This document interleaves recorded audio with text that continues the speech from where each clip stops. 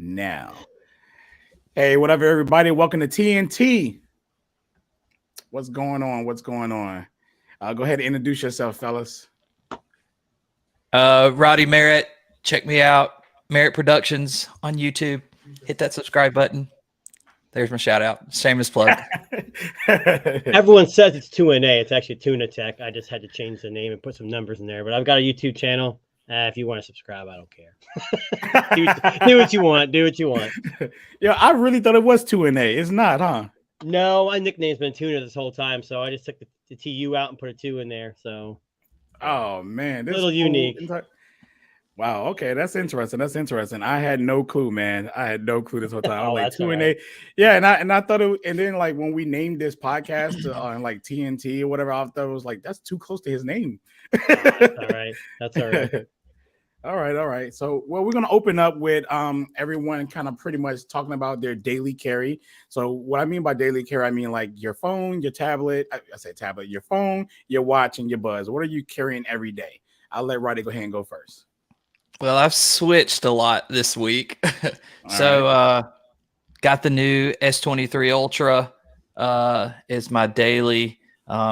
Still rocking the 13 Pro, just the regular Pro, not the Pro Max. That's my side piece there.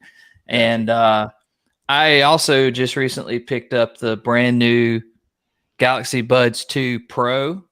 Thanks to Delvon on that for recommending that. And then tablet that I use / laptop, because I got rid of my laptop a year ago. I'm on the S8 Plus, Tab S8 Plus. So that's kind of like what's in my bag, what I carry with me, meetings and work and creative and all that kind of stuff. That's what I'm using right now. So, okay, cool. All right, 2NA. All right, well, I've got like 10 phones, but once you got 10 pockets. Yeah, I got cargo pockets. No, and I got a couple more on the way, but I don't have the S23 Ultra. It's still been delayed through Google Fi, but I'm still rocking the Pixel 7 Pro. Gotcha. And honestly, the Red Magic, I'm still trying to play with it. I'm doing a video here soon, a review on that. The Red Magic 8 Pro watch. It's been the Fitbit Sense 2 for a while. The Pixel Watch is beautiful. It's just the battery life was killer. But I actually just got the Apple Watch Ultra, and I'm playing around with that with the iPhone 14 Pro, and I can't get it. I can't get into the Apple thing. I mean, I love the iPhone. It's just the 14 Pro, the battery life isn't there. That Red Magic lasts 3 days without a charge. It's crazy. And then tablet, I got the Tab 8, S8 Ultra. S8 Ultra. And you're gonna hate to hear this. The earbuds I'm rocking right now are still the Nothing Sticks. Those things are they don't have noise cancellation, but you pop them in your ear. And I mean, I don't work out with earbuds, but when I walk and stuff, I throw them in my ear and they just work and they sound good. They're for having no, passive, sound control. They're pretty good. I mean, like people make a big deal about noise cancellation a lot, but everybody don't use it. I'm a person that don't use it myself, like talking about it. So it's not really a buying factor for me with these buds and stuff. And going into that, let's talk about my daily carry. Everyone should already know right now, it definitely is the Pixel 7 Pro. I mean, there's no other phone out there better than this phone. No other phone. This phone got the best battery, best camera, best looks, best. No, advertisers, right? I wonder how many people I just triggered right now, but no, I know. Oh yeah, it's the best for me, obviously, right? But I'm carrying that, and I'm carrying my Pixel Watch. The battery actually for my Pixel Watch it just reminds me of an Apple Watch battery life that I pretty much make it through the day, charge it through the night. It's like that ongoing pattern. And I recently switched to the Galaxy Buds Pro 2 as my headphones. At first, I was using the Pixel Buds, switched for those to Sony, and then after I got the the Galaxy Buds, I switched to those or whatever. So yeah, that's pretty much my daily carry right now at the moment. So yeah, and there we go. As far as the tablet goes, I can't really say like which one I'm using right now because I switch between my Galaxy Tab S8 Plus and my iPad 12.9. I really don't carry them out the house anymore since I got my MacBook Air. I'm gonna be honest with you. I don't even take the tablet out. So I'm gonna have to say the tablet might have to be put on the back burner, and I'm gonna say a laptop is my daily carry with those phones. So the S8 Ultra won't fit in your pocket. No, I tried, but the 11-inch fits in there for some reason. 11-inch, wow. Yeah, it was just crazy. So yeah, So, all right. So getting into this, I just want to talk about this. Ask you guys, what was your first phone? Not like first phone, but like what phone did you get first? iOS or Android? What was like the first? Because I don't want to say first smartphone, right? But between those two, which one came to you first? Well, I was a longtime BlackBerry user. I was one of those people. I held out to the very end, and I did not want to get an iPhone. Like I was like anti iPhone, and so my first, like, I know you said not smartphone, but I used a BlackBerry forever, kind of my first phone, and then I got an HTC, and it was right whenever everything was switching over to 4G. Kind of tells you how old I'm in, but that phone was garbage. Like, it had no reception. It was glitchy. It was the one that you like pushed up on it and the keyboard was underneath it and everything. Oh yeah, it was bad. Like, I returned it within like 24 hours, and they were like, just get an iPhone. And I got an iPhone 4, and I was all Apple after that for like all the way up until the like the 6S or 6S Plus or whatever. I was all iPhone. So that was kind of like my journey before I ever gave Android a chance. So it's kind of like BlackBerry to iPhone. Gotcha. That was kind of my journey with it. All right. What about you, Tuin? Well, I mean, at first entrance would have been Android, but before that it was BlackBerry a little bit. But I was on I love the T-Mobile Sidekicks when those things came out with the swivel screen. They had a black and white and had a color version. Yeah, I think it was 3G at the time. I'm not trying to age myself either. Sorry, but the first was a G1. I had it on T-Mobile. I think it was at that time. It might have been even Aerial Communications or Voice Stream at the time. It wasn't T-Mobile yet. But I love that phone. How the screen kind of swiveled out. It had a trackball in it. Man, that thing was. Android was awesome. Yeah, it was. But it was. Looking back at it now, it's like we actually use those things. I mean, it's a totally different thing. But Android, Apple at that time were totally different. Yeah, they were. Yeah, and that I'm not going to topic too much, but when that Verizon dropped that Droid, Motorola Droid, I mean, that's when Android really got its lift up a little bit, I think, to the public. So yeah, Android was my first thing. I want to say that I moved from like Palm Tree into Windows, and then moved over to Android as well. And I also had the G1 as well. That was my first device as well on Android, and I love that phone. And at the time in my life, I wasn't like into tech, like talking about it. So the bugs and the stutters and everything, it wasn't a known thing to me until I really got into tech. So all I know, I was able to make phone calls with it and text people, and that's all that really mattered back in that time. I know now our standards is way higher than ever when it comes to these smartphones, but yeah, I'll have to say that was my first. And I did get an iPhone too, original iPhone, after a while, because it was like a hyped up phone and I wanted to try it. So yeah. So G1 all day, baby. Oh yeah, and the Droid Incredible was my first Droid. Freaking awesome phone. I didn't even get into. I didn't even buy my first Apple till I want to say. When did they introduce the Plus? But 7 Plus. The Plus came at the 6 Plus. It was 6 Plus. Yeah, so I think it was the 7 was the first one I had, and I don't know. It's something about I don't know, something about Apple. I mean, I love them. They work. I don't hate Apple. I just think it's kind of, it is what it is. I'm not going to get into this argument. Yeah, I mean, I never hated them back then. I think I dislike them more today than I did back then. But it's really the phone. It's really not like, well, I really hate the company overall, to be honest with you. I don't really like Apple's practices, but I hate that I love their damn products, I hate it. I gotta admit that they're good, but I just hate the company itself and how they, do things, their business, Yeah. But when they're good, man, their stuff is just, I mean, if you have, like, I remember my first MacBook Pro that I got, not to get off topic, but I mean, that kind of sold me, was like, once I got that, I was all in on Apple, because I'd gotten the 4 and then I upgraded to a 4S, and then I got my first MacBook Pro, and I was just like, man, their products are the best. And I was like, I was a fanboy, because it was just like, I like the look of the laptop, and I love the look and the feel of the phone, and they worked really good, and I didn't have any issues. And I saw other people that had other phones and computers having problems, and I didn't have those issues. Yeah. So they can, man, when it works, when their stuff works and it's good and you have that good experience, it's hard for you, like, not to take a chance on something else. That's true. That is true. And that's how I felt. Like I hate it that I loved it so much. It's like it works, it worked and it was good. And yeah, and I'm kind of right there with Android now. I'm kind of like that with a lot of my products. So it's kind of like, what can I give up for? What can I give up to? I don't Well, know. and I think the biggest thing for me is you buy an iPhone 15, it's going to be Mhm. very similar to the iPhone 14. They may have some software things, but with Android, Yeah. you'd have Samsung. It kind of did the same thing. They kind of just iterated.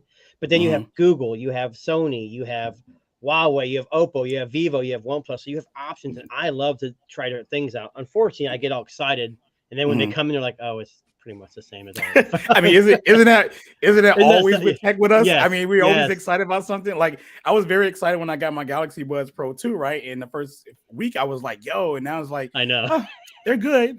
And if somebody tell me about them, I mean, somebody ask me about them, I'm gonna tell them how good they are. But then now they're just, I'm waiting for the next ones, right? Yeah, Like, yeah, Yeah. yeah. yeah. That's So Hmm. yeah, exactly right. that's how it works. So the next thing is, what are you guys workflow? What are like, pretty much tell the people, how do you work? What are you working on? Tablets, laptops, desktops? How do you switch around between your workflow and what you do? And if you need me to go first, I'll go first so y'all can get a better understanding. Go ahead. Yeah, So you go so first. so Yeah. so Yeah. so with me, pretty much, I don't work on tablets. I work on my Mac Mini.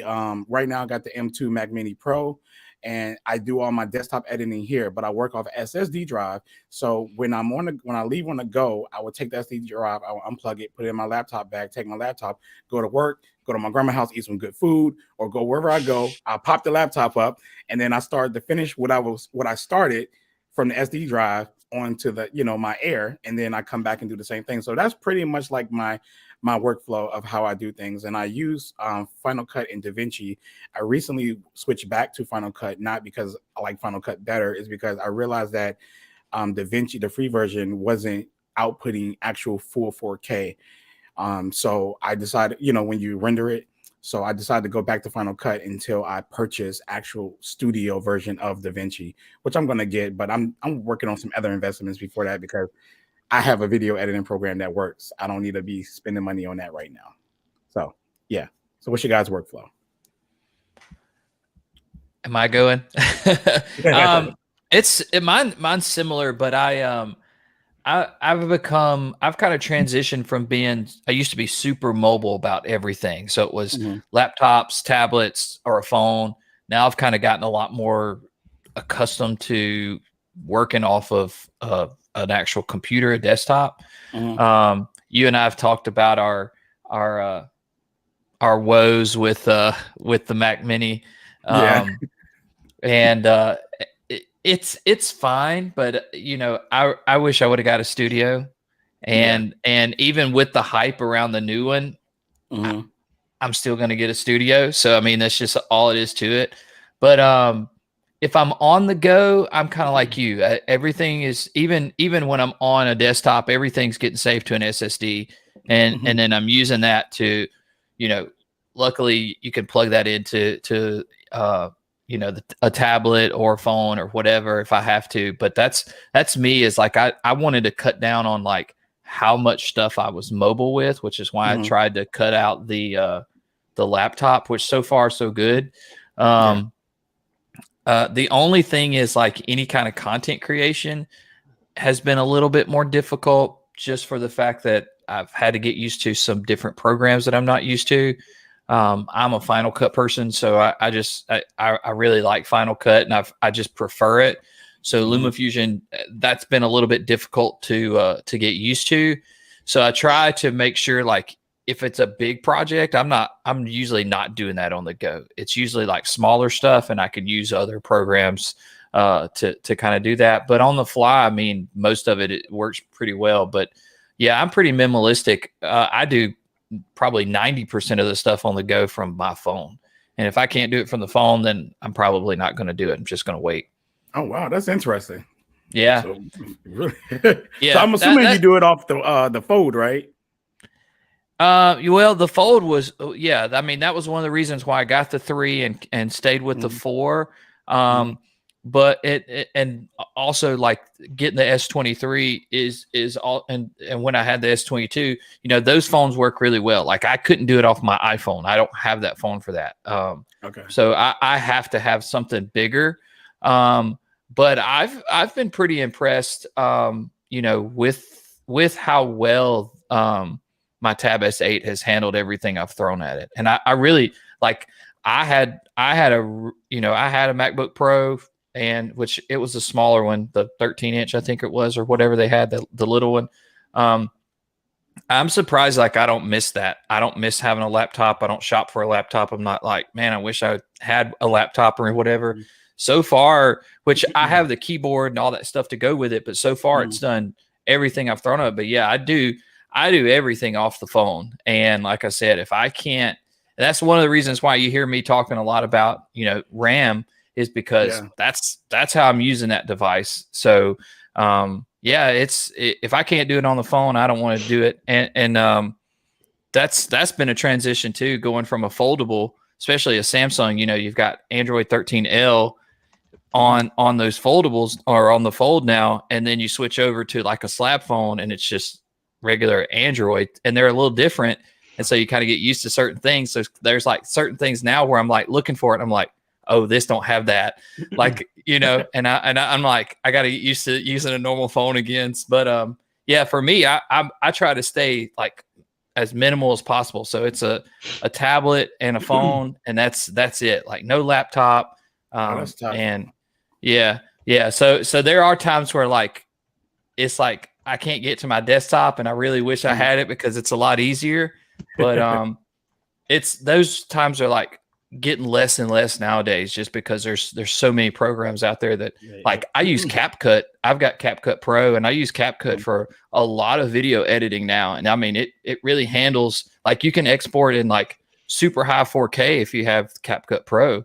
And that's not like a super, it's not like a big project that you can do a ton of stuff in, but it really does. Like I can throw together like a quick little video really, really fast on it. And people are like, man, that's a good video. How'd you edit that or whatever? And I'm like, I just did it on my phone, and they can't believe it. And it's the same way with like, if I'm doing like anything with like graphic design or whatever, like programs like Canva and stuff, they've gotten so good. It's just like, why do I need, something else, why do I need Adobe at all? So fair enough. I don't know.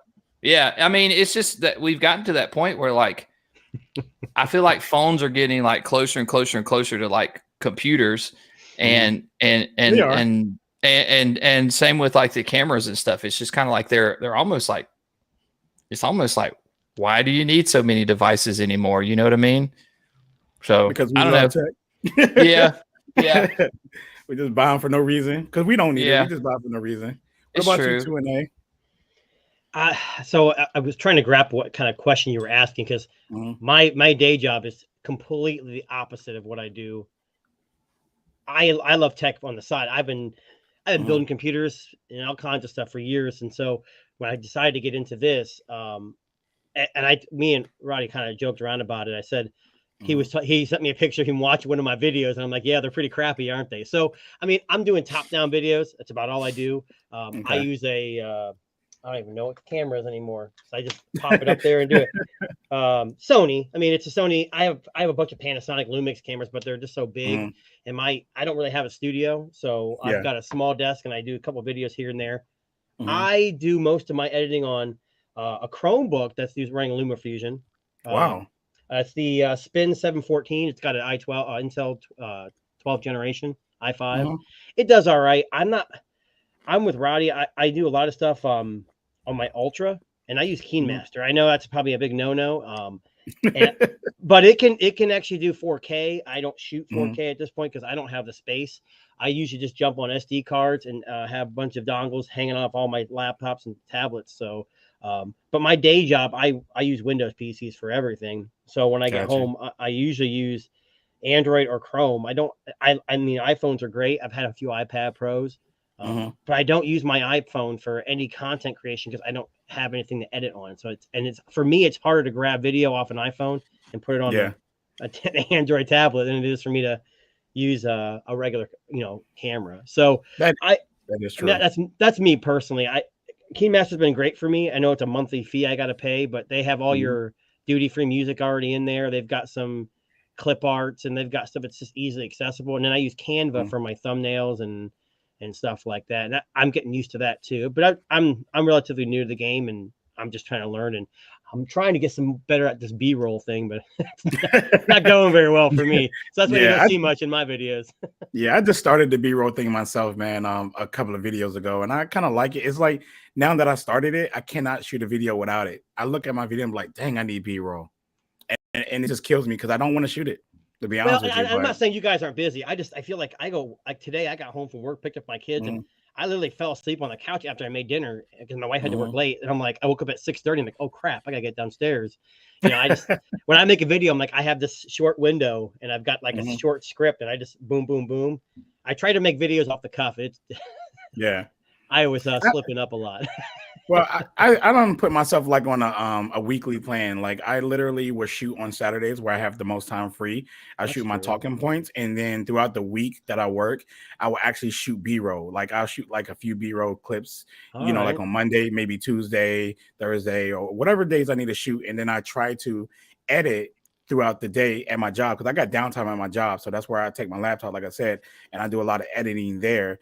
And like Roddy, he can do the same because he said he does it on the phone. So he could do it anywhere. He could be in McDonald's parking lot in the drive-thru and, edit a little bit. So that's even more convenient for him. But me, I had to pull out my whole laptop setup and, put my SSD and start working like that. So I found a way to make it work. And I decided to drop a video every Friday to try to give me time to build up videos. So literally right now, I took a big sacrifice and shot I think like 4 videos in one day. I just spent my whole Saturday shooting 4 videos, right?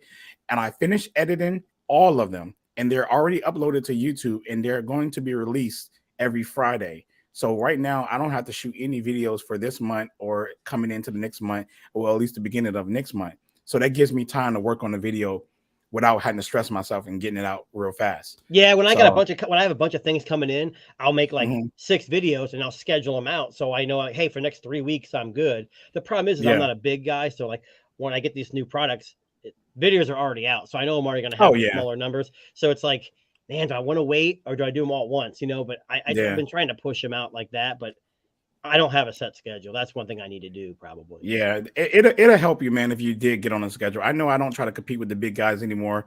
Actually, that goes into the next question is like, what actually got you started doing YouTube? What made you want to do YouTube? Why are you laughing? Why is he laughing? Well, I don't know if I want to say. I don't know if I want to say. Let's leave it PG. No, I've always enjoyed talking tech, and a lot of my friends around me don't really give 2 craps less about tech. And I talked about some of the other YouTubers I know personally, and I jumped in a few live streams here and there, and I wasn't anybody. So I just think it's just for me. My wife could care less about my phones. My kids are young. So for me, it's just an avenue for me to get things off my chest and make a video. If no one watches, and for me, it's more like, hey, I'm doing something I enjoy. And if people want to get something out of it. So it's kind of like, I don't try to mimic other people. I mean, it seems like I'm doing unboxing videos, but I'm just kind of doing things off the cuff. Like, hey, this is what this phone is. If you like it, you like it. If you don't, you don't. To me, it's just, I'll be honest. I'm hoping that at some point I'll be able to get some of these items before they come out, so that way I can get people interested in them before they come out, and then whatever. But yeah, it's just a love of tech. I mean, it's not just phones. I've been really getting the smart home stuff too. So, got you. Yeah, Roddy, you want me to go before you while you clean yours up still? No, it's not bad, but it's do you have one of those buttons you can like buzz or 5-second delay? Like right. It's nothing like that. It's just so I started out after I graduated college, I couldn't get a job because I'd been a musician most of my life, and so my hobby was cars, and I didn't know what else to do. So I went and got a job at a car dealership. I didn't know how to sell cars. I didn't have a clue what I was doing. But a lot of the guys that I followed on YouTube were car reviewers. They were like reviewing cars, and I was like, well, I could probably do that. So I remember I had my phone, and I bought like one of those little suction cup mount tripod things that you put in the car, and I drove around, told people, did my best impersonation of like, what would Jeremy Clarkson do? And like, I'm driving around talking about the car or whatever. And so that turned into a channel that I did for a long, long time called Roddy's Reviews. And but I at the time, like, I didn't have a lot of money, so I didn't have the tech, or like I was literally like I didn't have internet at my house, so I'd have to go after I recorded the video and edited the video. I'd have to go. I remember at like 8 o'clock at night to a coffee shop and like pull up next to the coffee shop and try to upload my videos to YouTube. No internet. So the kids no, I didn't have. They don't know what that is. What? Man, No I was poor. I couldn't afford it. I was poor, Right. and so it's just kind of like. Just part of that was doing stuff with tech. And I've always kind of, I don't know. I've always kind of just loved the cell phone. Like I just thought it was cool. You know, I used to have my little Nokia and I customized it with all the lights and stuff like that. And so, you know, as much as I hate to say this, like Marquez was one of my favorite, he was one of my favorite YouTubers, like, you know, way back in the day before he was big. Too. He was before he was big, like when it was just him and he was doing it by himself. Like I really enjoyed his videos and I trusted what he said. And then I, you know, some of the other guys that I started watching, Mr. Mobile and the Unlocker and guys like that, you know, I started watching their stuff and I really liked what they were doing. And I was like, man, I would love to have a job like that. And so whenever I started doing more and in the way of you know IT, and then I finally got into digital marketing and things like that. You start using a lot more tech, right? You start seeing a lot more. It's kind of becomes part of your job, and so it was really hard because I would trust people on what they were saying as they were reviewing it, and I would buy this stuff and go, well, this is trash, and they told me it was great, or I'd take a chance and go buy a cell phone that everybody said was bad and it was really good. And I was like, you know what? Maybe I should start doing this just to, you know, put my own personal opinion out there, because maybe, you know, maybe some people are just saying stuff because they're paid for it or because it gets the likes or the views or whatever. And they're not actually 100%. I'm not saying they're lying, but I'm saying, you know, maybe they're like inflating the truth or whatever, just so that they can get the views. And so that just kind of led into, you know, me doing this today. It kind of started off. I remember when I really got serious about it. It was whenever I first got 2 devices. I got the iPhone XR, and then I got S10e. And I remember when I got those, it was like they were both brand new devices when they came out, and there wasn't a lot of videos on the S10e. And so I wanted to do this video series where all my videos were shot on a mobile device. And so I was shooting on the S10e or I was shooting on the XR. And so that just kind of led me down this path to eventually get to the point where I had a good enough setup that I could just, and the time to kind of just start shooting. But going back to what Tune was saying was like, I have the hardest time like shooting that B-roll. Like for me, that's the hardest thing that I do out of all of it. Like I can sit down and I can do talking points and shoot 3 or 4 videos until I get it just right and get my talking points out of the way. But it's shooting that B-roll because I don't know, maybe I'm just not imaginative enough or whatever. I can't. It's just hard for me to think of like what goes where and what I should shoot and this, that, and the other, and like where do I go and how do I shoot it? Well, let me see if this helps you, right? Because I shoot B-roll a lot, right? I don't know what other YouTubers do and how they do their B-roll, but listen, do your talking part, right? Do all your talking part. Then go back and listen to yourself. If you talk about a feature, then you make a B-roll using that feature. If you talk about you know, design of the phone or the product, you go shoot B-roll showing that off. You just make sure your B-roll matches what you're saying and add that into that part. And it's that simple, because I don't think too hard about my B-roll. After I literally do the talking part, I listen to myself and I get my I use Google Keep and I write down everything. It says, okay, I talked about the camera, get some camera shots. I talked about the battery life. Just get some pictures of the battery or something like that. You don't really got to get pictures of like, you know, you using the battery. Just show the battery percentage and show the battery settings. Right. Something. You know what I'm saying? Or talk about like, if you talk about how fast the phone is, then just stroll through your phone, record yourself doing that. That's pretty much how you do the B-roll. Well, that's not my issue with B-roll. I mean, I understand that part because I'll be giving talking parts, and in my head I'm thinking this is a good part to put, you know, a B-roll of the screen and the back camera. Yeah. It's more like for me, it's the editing part because I'm not good at. I mean, I'm not saying bad at editing. I just don't. I'm not as familiar with editing. I took camera courses. I can use cameras all day. It's just the editing part. you know, I think we talked about this before. When I was shooting Yeah. a long time ago, I had a dark room in my high school. We'd go in there with, you know, the dark room with chemicals and produce, you know, pictures. We didn't use, you know, Adobe or anything like that, Photoshop. So I think that's where I'm trying to catch up, is the editing part. So, but yeah, Yeah. B-roll, I don't think it's also time, you know, it takes a little more time. So, but if you want a good product, I guess you got to spend the time. So. Yeah, I mean, I see us. I don't want to jump too far to the subject, but I do see a lot of successful channels without the B-roll, man. But let's go ahead. Let me just go ahead and get into why I got started, because the reason why I do my B-roll and stuff like that. Now, I got started because I'm one thing people don't know about me. I'm really big into movies. I am a movie buff. I love movies. I would go to a movie. I watch it 4 or 5 times in the movie theater. I would break down that movie. I would dissect the mess out of a movie. I would dissect the actors. I would dissect every scene, every whatever. I love it. So theoretically, when I started my YouTube channel, I was shooting short films. I was shooting short videos, but it got kind of hard because I actually write movies and scripts and stuff like that. I do that all the time. It was hard finding people to shoot because I didn't want to be in the camera. I wanted to be the director. I wanted to be Michael Bay. You know what I'm saying? I wanted to be James Cameron. I wanted to be that guy. You know, hey, you go there. You need to pull that. You know, I wanted to be the director. That's what I wanted to be.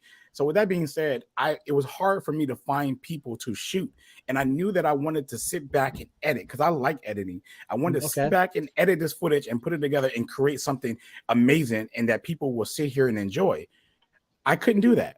So the only thing that left me to do is like, okay, maybe I can translate that into tech videos. I buy a lot of tech. I can talk about all the tech I buy. And that's what I started doing. So as you can see that my videos are involving more and more is because I'm trying to implement this whole movie thing into these things. If you notice, like a long time ago when I did my intro to my unboxing of my Pixel 6, I literally did a whole freaking movie when you watch the unboxing in the beginning, and then of the UPS guy delivering the package. And I made it real dramatic, like it was a serial killer night scene, because I'm really into horror. So I really made it crazy. And then when the package got to the door, here I am with the top down shot, and I'm just talking about the phone now. It just got boring to me after that point. But I was trying to get used to implementing intros like that. I even had to plan a bunch of intros to like how I'm gonna do unboxings and all that stuff like that. But here I am, just like any other tech channel now, and just doing the same old, but I'm trying to get back to my roots right now of doing something more dramatic and different. Whether or not it's going to grow my channel or not, I really don't care, because I do, like you guys, man, YouTube is just something I do on the side. It's fun. Yep. I just want to just share my content or my love for whatever I like to people. I don't know about you. My 500 subs is paying the bills. I don't know what you're talking about. Well, I don't know how that's happening because my 2,000 subs ain't paying no bills. What's that? There's a website. Is it Social Blade? I think you could type in YouTuber's name and see. And I type my name in and it says I make like $20 a month. I'm like, I have not got a check yet. Where's my check? I'll take $20. That'll give me a half tank of gas. You know, come on. I haven't got my check yet from YouTube either, man. Still working on that, Jank, but it's almost there. I'm like probably like $5 short from that. I don't know. But I'm with you. I'm just here for that. I love talking tech and talking phones and whatever. So it don't matter if people like it. I mean, I'm close to 500 people like to listen to me. So good luck with that. Yeah. Hey, look, man, I'm grateful for all my audiences, man. I don't care if I have 2 or 3, bro. I appreciate everybody. So, because it's like I say, this is not like my job, but I would love for this to, you know, take off and become that. You know, who wouldn't want to do this, right? Like, I could dedicate more time and make my videos great. If I had this full time, it would be totally different. Oh yeah. But I have one question though. Roddy laughed when he brought this question up, and we thought it was something that was going to be disgusting, or we never. What was the funny part? Why'd you laugh? I'm still trying to figure out why you laughed. Because I thought he was going to say OnlyFans. That's what I was thinking when he started laughing. I'm thinking OnlyFans. My love of cars led to OnlyFans. I'm like, whoa, wait, cars and like, you know how if you go back and like look at your like first videos, you know, they're kind of cringeworthy. So like the stuff that's on this channel, like you can go back and look at those videos, and they're not super bad. But if you go back to like the early days of when I was shooting those car videos, like I go back and look at them, and they're pretty cringe. So for me, it's just like, yeah, it's funny to think that that's what I was doing, but at the same time, like one of them super low quality, and just it was just like me driving the car around talking, and I was like having to recycle B-roll, and it wasn't really good because it was just like my camera had no stabilization, so I'm like trying to pan with the camera and get a cool shot, and you see like little bumps and stuff. It was real though. It was real. That's what matters is what you know. Sometimes that don't matter. I know you look at your quality back then compared to now and stuff like that, but you was raw back then, man. That was real. Yeah. You know, I actually saw someone really put a felt that phone. love. I saw actually someone put a phone on a box, like a cardboard box, and push the cardboard box. It was smoother. And I'm like, you know what? If that works, go for it. I mean, I've never, exactly. It's not OnlyFans. So, Roddy, your channel's not OnlyFans. No, I keep my clothes on. I'm good. All right, so we're gonna get into the next topic, and this is about Apple because we can't get up on this channel and not talk about them at some point, I guess, you know. But but it's not too much. It's just like, how do y'all feel about the way Apple is doing Type-C? How do y'all feel about that?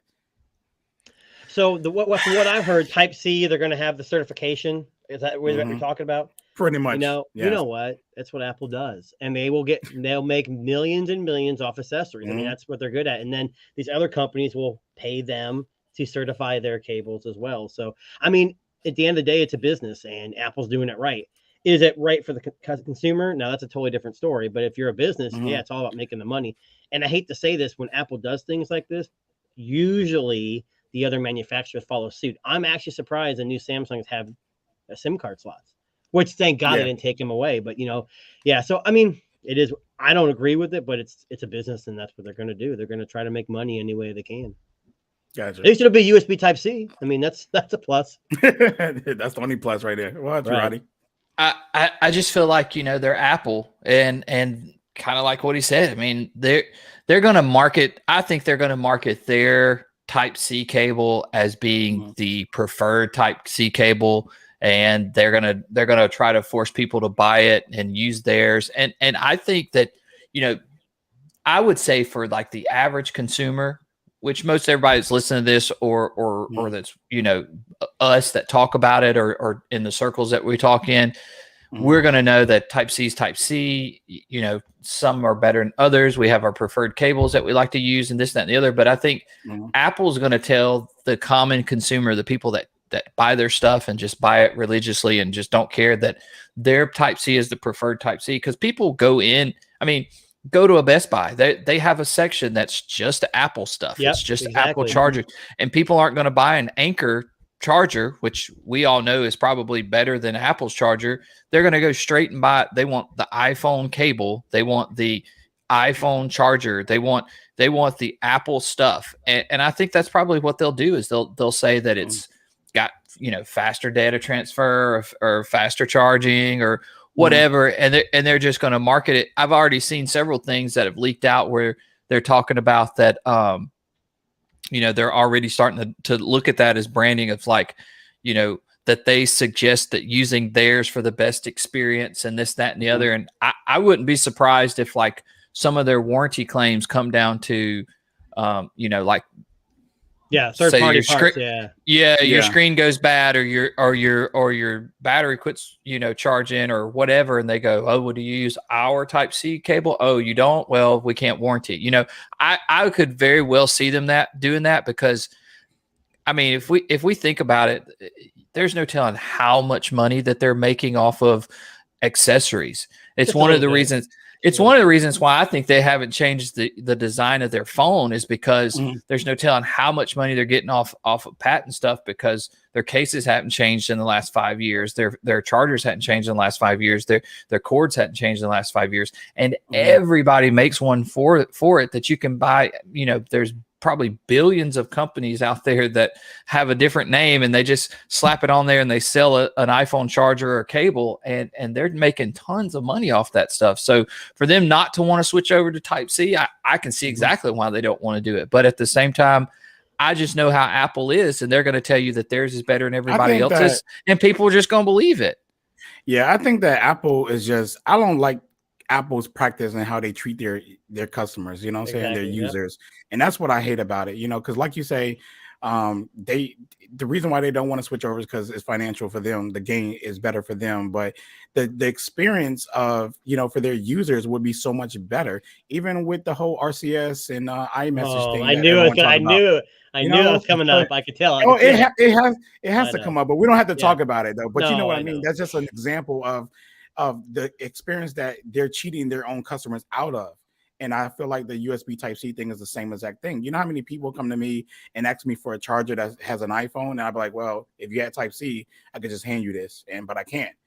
So I gotta like take my phone and charge their phone on the back of it or something like that for them half of the time, because I don't walk around my iPhone charger, because my MacBook is Type-C, my iPad is Type-C, and mostly everything that I use that's Apple has Type-C that's portable, besides like the earbuds and everything like that. But I'm not charging those on the go. They charge up by the time I leave the house, they stay charged up the whole day. So, my position is that I really don't like it, and also don't care, because I'm not an iPhone user, like a daily iPhone user. Right. So that really don't bother me at all. My iPhone would be in my bag 90% of the day, versus me having my Android phone that's out that actually has fast Type-C charging and all this stuff like that. So it really don't bother me. And I really do, and I'm gonna say this, I really do hate Apple more and more every year, how they treat their consumers.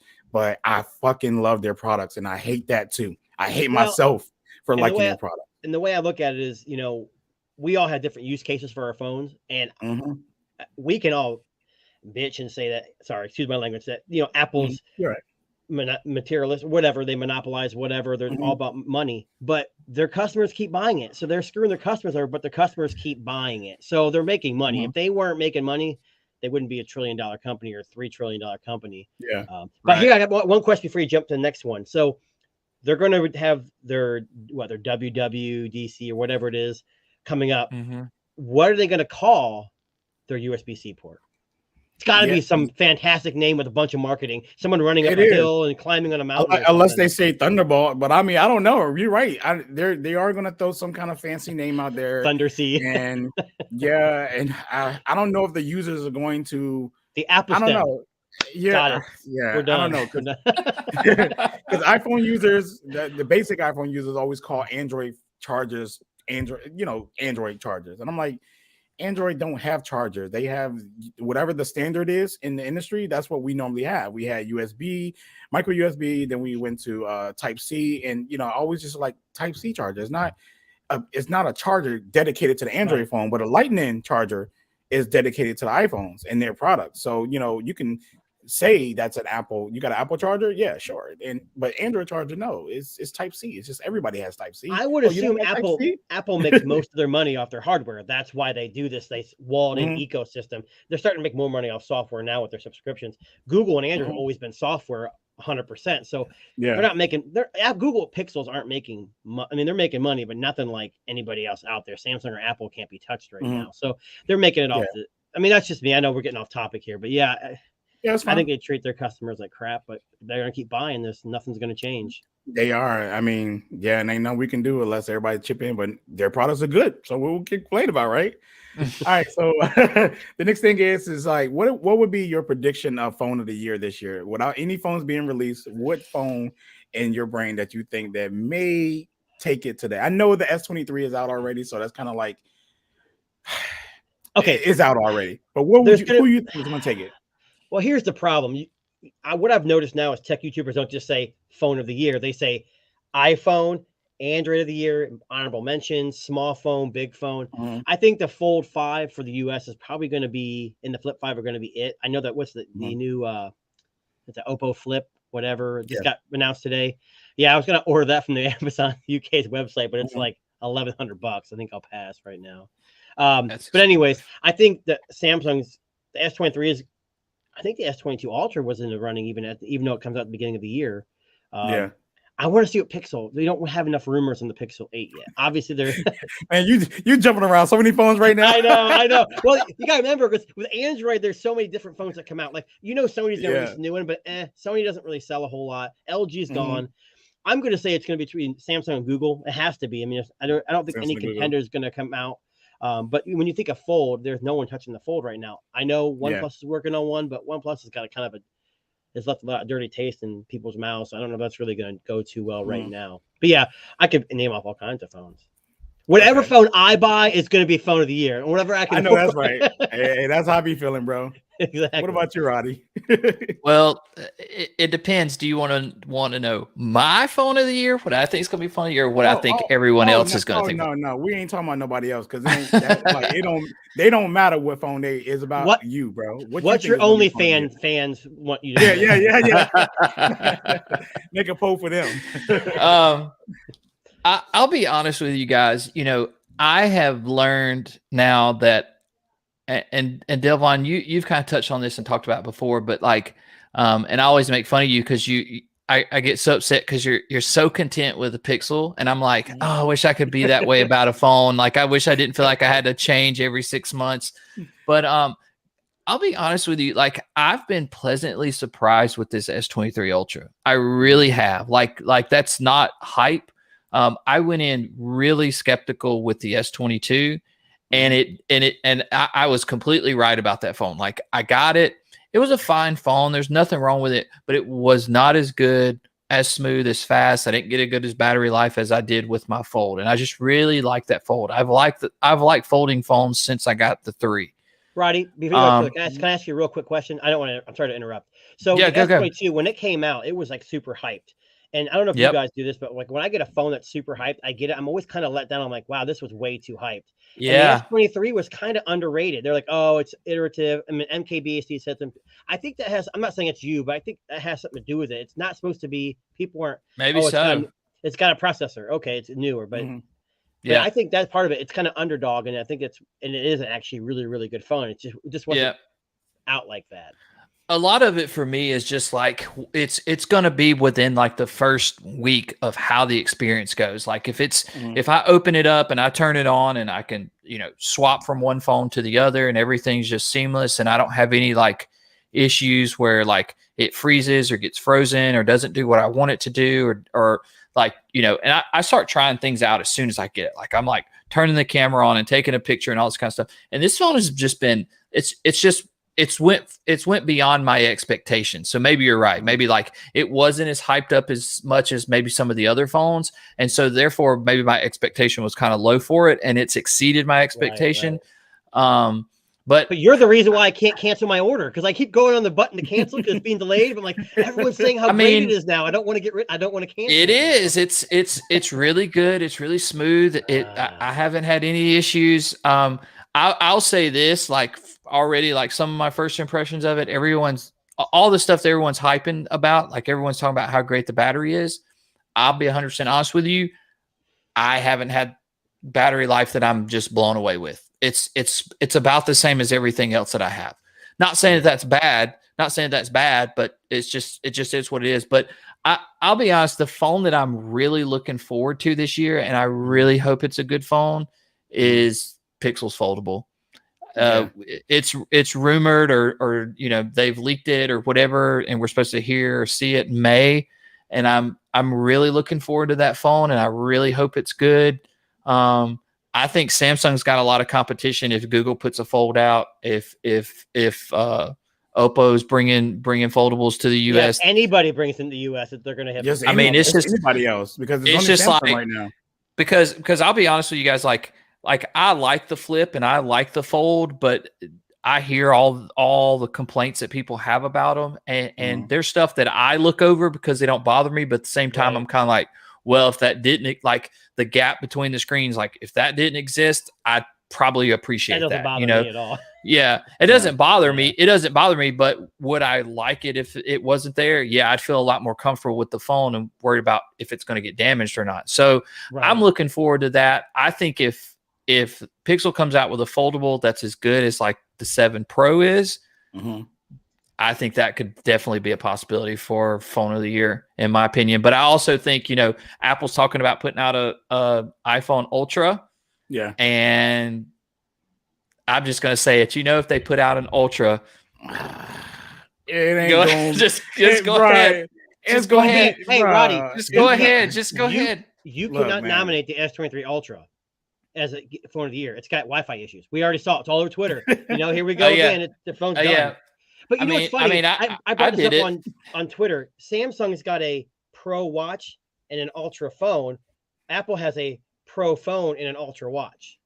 Yeah. I don't know if do you think they pay somebody under that works for Apple, and Apple will pay for someone at Samsung so they know I where they're think working the at? name Pro and Ultra is just stupid anyways, but I they just know. gotta, I'm just saying, even for Pixels, I'm not, so y'all won't be like, oh, you Pixel, I guess it's okay for Google. No, it's not okay. Get rid of it, because none of y'all make any Pro device. Well, Samsung, and to a sense, will make a Pro device. I think Samsung should use the word Pro. Apple and Google need to drop it, because none of their devices seem Pro to me at all whatsoever. But the S22U, the 23U, I feel like Pro means professional, and I can see professional businesses using those devices as a Pro phone.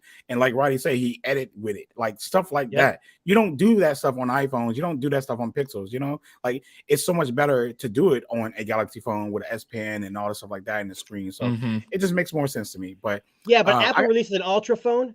It's like the watch. You're going to be digging in the sand with that thing, and it's going to be so ultra. I think it's just going to be a rugged phone, probably just like the watch. Yeah, but you run a marathon. Same bad software. I'm getting bad it. software. You can't run a marathon in the desert or go deep sea diving with a Fold, but with the Ultra watch and the Ultra phone, you can take your watch and take selfies underwater while you falling deep down in the depth at the same time. And people are like, sold, like. It'll have a raft. They can hit a button and a inflatable raft will come out of the damn thing. Oh, yeah, something, man. I mean, if it does that, I might buy it. It might be Ultra for me then at that point. Might have to switch to Apple for a time at that point. They were like, where you going, man? I'm going to a river because I just want to pull my raft out. every time I call you, you buy a river. I was like, well, I got to use it. I'm paying for it. But yeah. Oh, man. I mean, to be honest with you, it's hard pick for me right now, but I'm going to just say the Pixel 8. I don't know why I'm saying this. I really don't know. Because I feel like the Fold might be something, and I feel like the Pixel Fold might be something, but I'm a little scared because those are still like the Fold 4 is a big time prototype phone, right? And then, well, not the Fold 4, the Pixel Fold, sorry, is a big time prototype phone right now. And then the Fold 5 is still is out of the prototype area, but it still needs improvements, and I don't know if Samsung's going to make those big improvements this year, or we're going to get it another 2 or 3 years. So that's the only reason I say that. And I know that if the Pixel 8 comes out and it's solid like the Pixel 7 and they improve on the things that they need to improve on, it's going to be a badass phone again, like this year. And from the 6 to 7 was a big. It didn't seem like much, but it was a big jump. It was a big jump. It was a big jump, and I feel like they're going to continue those good refinements that they have right now, and then we're gonna get another great phone. I mean, I hate to say it though, I just don't look at Apple as competition for them anymore when it comes to like phone of the year. Apple has fallen behind, and I feel like their general focus is more so like the services and trying to figure a way to keep you in the system, their ecosystem, and lock you down and all that stuff like that. And there's, like I say again, there's nothing wrong with that, but it is because I hate their business practices, but I don't see them doing anything dramatic with the phone to make it anything more dramatic than this year, besides adding Type-C, and that's it. Is there a rumor they're going to put a periscope zoom in there too? I thought there was a rumor there. They've been talking about that. I mean, but think about this. Me, you, and Roddy, right? We had periscope zoom for like what 5-6 years now, somewhere around that line. I don't use it. We don't use it. I don't use mine either. I use it once in a while, but yeah. But is that impressive? Do you think that's impressive? No, it's not. Not for us, but people who use iPhones, Apple will invent it. They will invent it the day they release it. So it's going to be a brand new thing for everybody else. Yeah. It's going to be a brand new thing for them. But I'm just speaking on like us. I'm really not speaking on like everybody, because I can't speak on them. So like to us in the tech community, right? In the tech community, it's nothing new to us. None of us. Even the ones who, it might be new to the ones who are like tech people who only like Apple and don't buy anything else. Is going to be new to them, but like for the real tech lovers who like buy everything and try everything, it's nothing new to us. It's going to be like, oh look, we can zoom in. Oh, there you go. Click, don't use it no more. I think the biggest, to me, like, not to cut you off, but like the biggest thing that Pixel did, the 6 Pro came out and it was like, people got interested and curious, but I think it's, and I hate to say it like this, but it still had kind of like a new look to it. Like it didn't look completely finished or refined or whatever. But man, when that 7 Pro came out, and even to this day, like I saw somebody post on Twitter earlier, they had the 7 Pro and the S23 Ultra next to each other. And you know, people may argue, I get its preference, but really and truthfully, like the look of that phone looks so impressive. And I think that goes a You're talking about long, the 7, long way. right? The 7 Pro? Yeah. The 7 Pro. And because I talked about that, like, you know, my unboxing and first day impressions or whatever with the S23 Ultra. Like, I can't tell you the last time I've had a phone, like when I opened the box, even when I got my first foldable, it's like opening the box and just going, whoa. And that 7 Pro, like when I opened it, it was like, man, this is a nice piece of equipment. And I think that a lot of people who are Apple users, I think they're more curious about that phone just based off of how it looks, because it does look so good. And I think really and truthfully, like Delvon said, if they come out with the 8 and they kind of keep that look, but make it even a little bit better and a little bit faster. Stays the same. Yeah. But they start adding things in, you know, where they've got all these new software features and things that are similar to what Apple has, and they start saying, well, you can do this and you can do that and you can do it on multiple devices. And they start kind of bridging that gap even more. I think you've got more and more people that are interested in it. But I really think the biggest thing that they've got going for them is the fact that it is one of the best phones that's out right now, if not the best phone that's out. But it's $1,000 versus like you can't get a Pro Max, you can't get a S23 Ultra, you can't get any of these top tier phones for that price. You just can't do it. And to me, like, you know, to compare apples to apples, to get an iPhone at the same, to get an iPhone at the same level that you can get an entry level Pixel at, you're not paying $1,100 for it. You're paying like $1,200-$1,300 for it. So it's got so much going for it. It's going to be, if Google stays there and they stay there for like the next 2 or 3 years, I think they could surpass Samsung. I really do.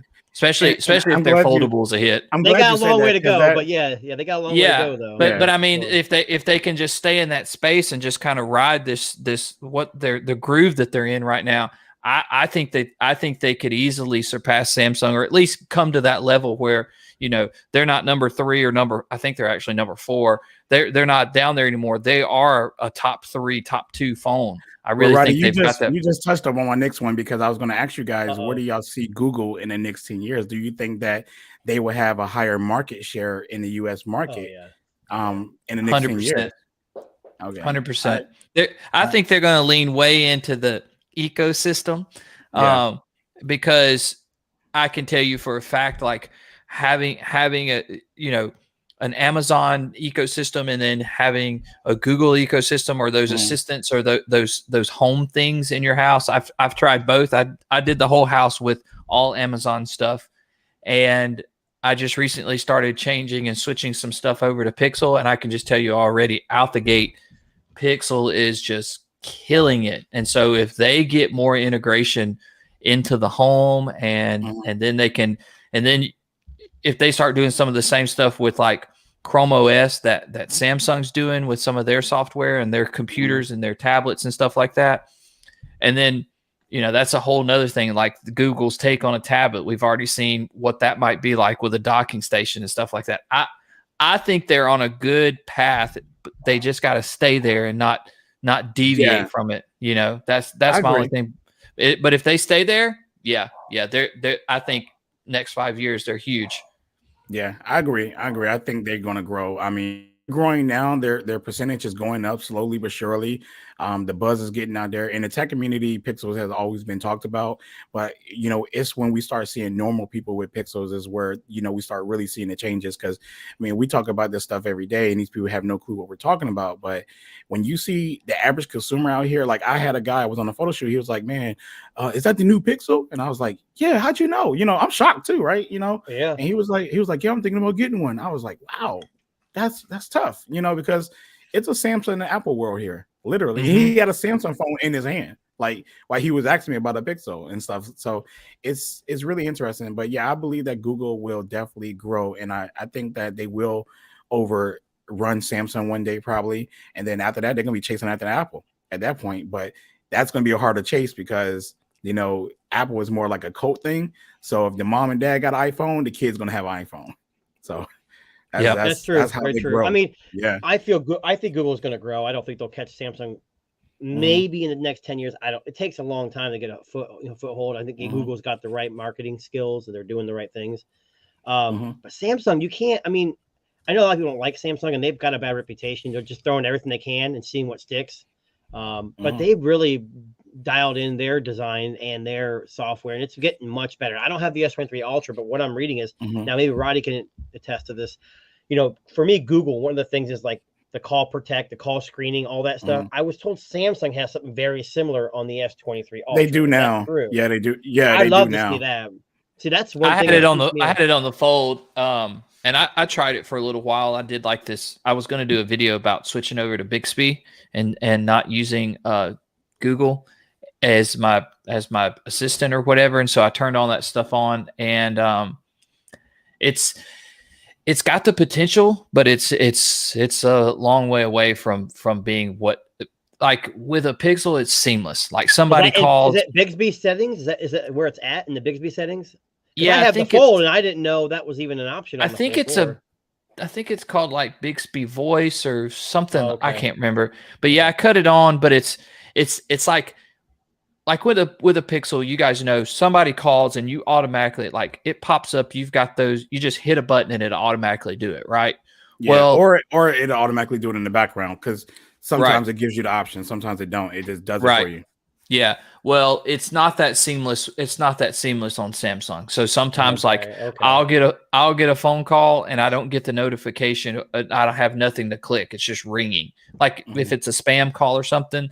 Like I had one the other day. It was like it called 3 times, every time it said potential spam or whatever it says. But I didn't have any way to activate the call screening. And I was like, "Where's it at? Why is it not working?" So it's not as integrated or smooth as it is on the Pixel. They've got the potential. They got to work that out.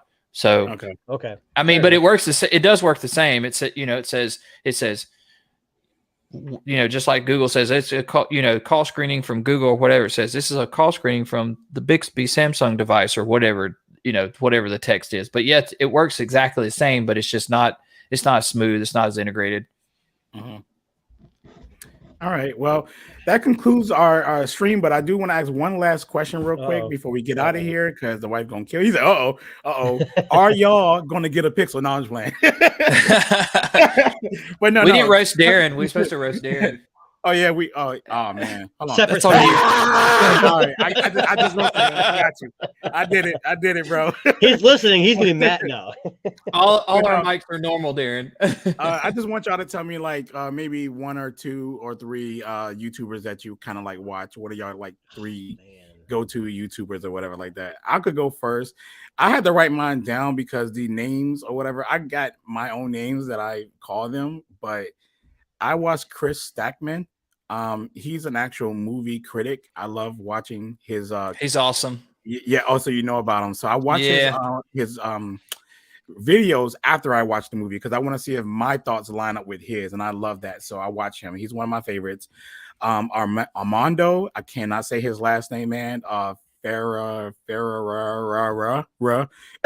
He used to be a tech guy, but he switched to cameras, and I'm really, I'm a photographer, so I'm into cameras. And he used to be a big tech guy, and now he switched over. So I love watching his channel. And my last channel that I watched is How It Should Have Ended. I don't know if y'all know about that. They take movies, they take movies and they rewrite the ending of it, and it'd be it's so funny. It's nice because they rewrite it where it's it's real, right? Like you could have done it let me see. Let's say Batman versus Superman, right? They did one for that.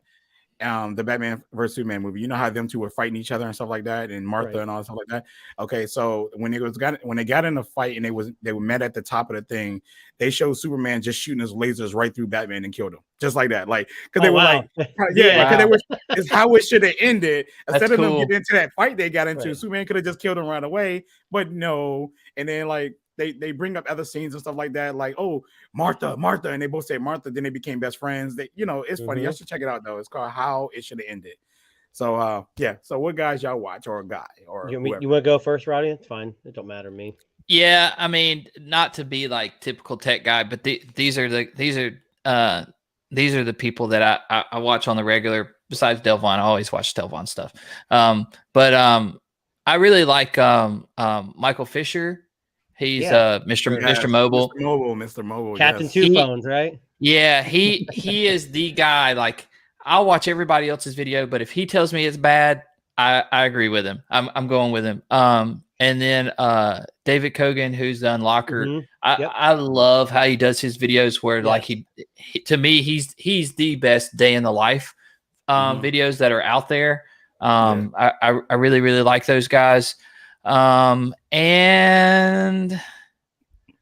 I really like Mike O'Brien.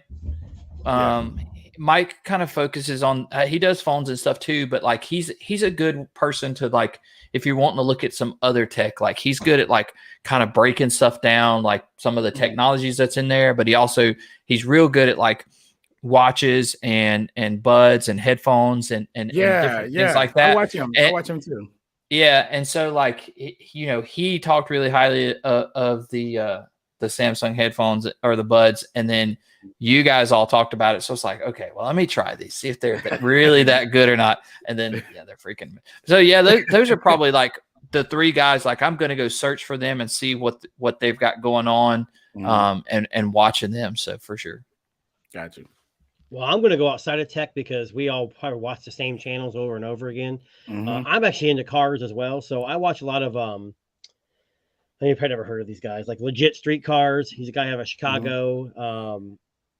Hoovie's Garage, Watch JR Go. They're all from Kansas, and they just work on cars. I just like watching. Yeah, they buy these cars, and it fascinates me. I've got kids, so most of the time when YouTube's on, it's Mr. Beast and all these gaming channels. But tech wise, I mean, I kind of nerd out on things like a guy called ETA Prime. He like does retro gaming, and he buys gaming PCs, and it's just that's how I mean, phone wise, you can go anywhere and search for anybody. But you can. I mean, like you talk about movie stuff. I mean, I watch a lot of trailers. Like, I guess the new what's the Ant-Man just came out. Ant-Man. Yeah. Marvel trailers I don't watch anymore. I like to go to the movie theaters and be surprised.